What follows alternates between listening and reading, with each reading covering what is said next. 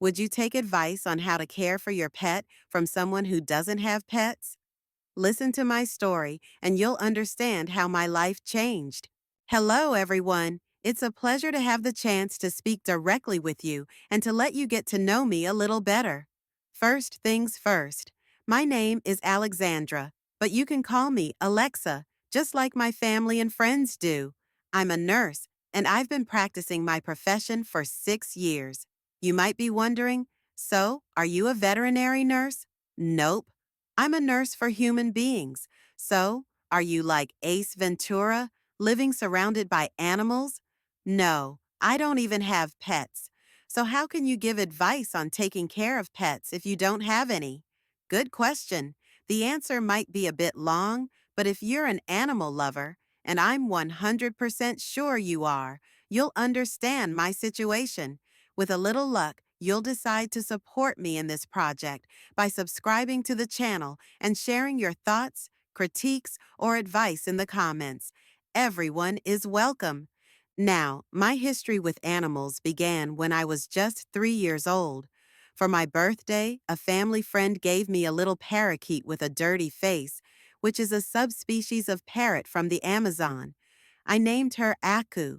She was a female parakeet, and although I was obviously too young to care for her by myself, my older siblings took care of her. But make no mistake, I still had full custody, heh. This particular species of parakeet can live quite long, reaching up to 25 years. However, Aku presented what the vet called mild epilepsy from a very young age. Epilepsy in a parrot? Yep. Although it sounds strange, it's a fairly common condition among several species of parrots, parakeets, cockatoos, and so on. So, caring for Aku over the years evolved from simply cleaning her space and feeding her to being on the lookout for seizures, strange gestures, and muffled sounds. A very stressful situation, especially for a little girl. However, everything was fine as the years went by. Aku never showed any symptoms of the disease. It wasn't until I was 11 that one day, without any warning, Aku woke up lifeless in the dresser of my room, where she always came every day to wake me up at 6 in the morning, screaming and making a mess until I got out of bed. That particular memory has stayed with me for almost 20 years, which caused my love for animals to grow, while my fear of suffering like that for another pet prevented me from thinking about adopting again.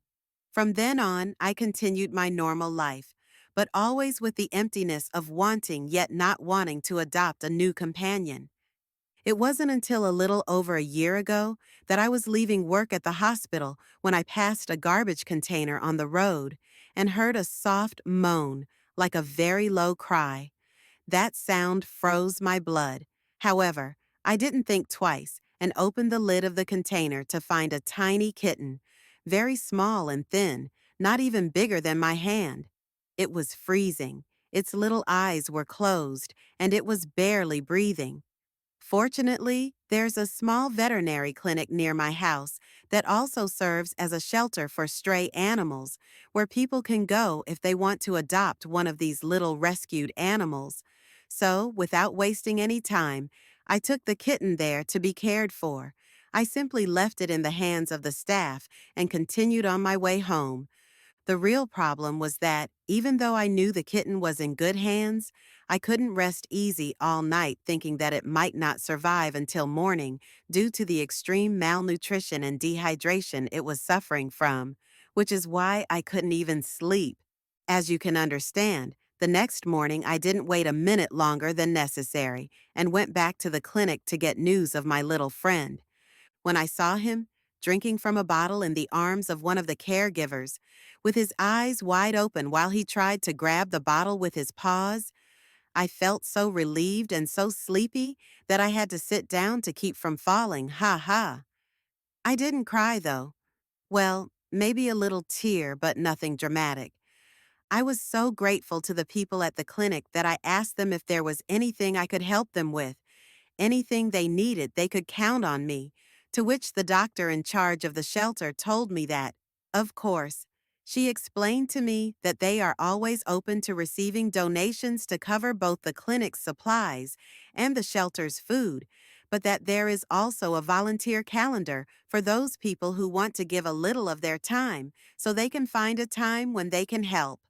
Although I didn't have much of either, I decided to give as much time as I could afford to help them.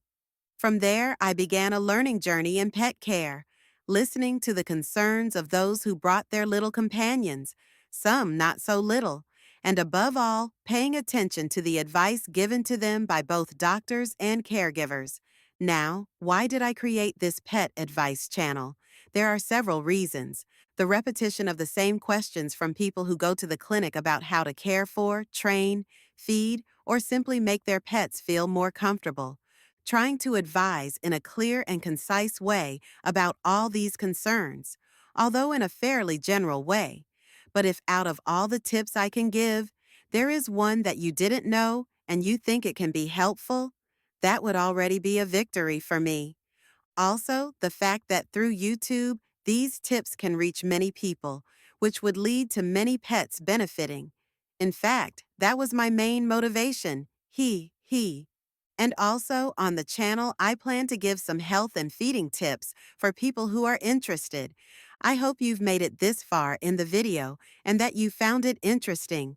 If so, give me a thumbs up. Subscribe to receive a couple of videos a week with more recommendations. And if you have any advice or particular topic you want to share, do so in the comments so I can add it to my list and pass it on to more people in future videos. Wait, I forgot to tell you what happened to the little rescued kitten. After 2 weeks since I took him to the clinic and being aware of him every day, although not deciding to adopt him for the reason you already know, he had almost completely recovered when a mother and her daughter arrived at the shelter saying that they wanted to adopt a little one who needed a home. I took charge of attending to them and introduced them to our little friends. As you may have guessed, the daughter immediately noticed Bandit. That was the name we came up with since he was gray with a black stripe across his eyes. Adorable. And when she approached his pen, he started jumping around trying to get out. Love at first sight. I was half happy and half sad since the mother told me that they were moving to another city in a few days, so I wouldn't see him again. However, when we were saying goodbye, I told the girl, "Take good care of him and love him very much."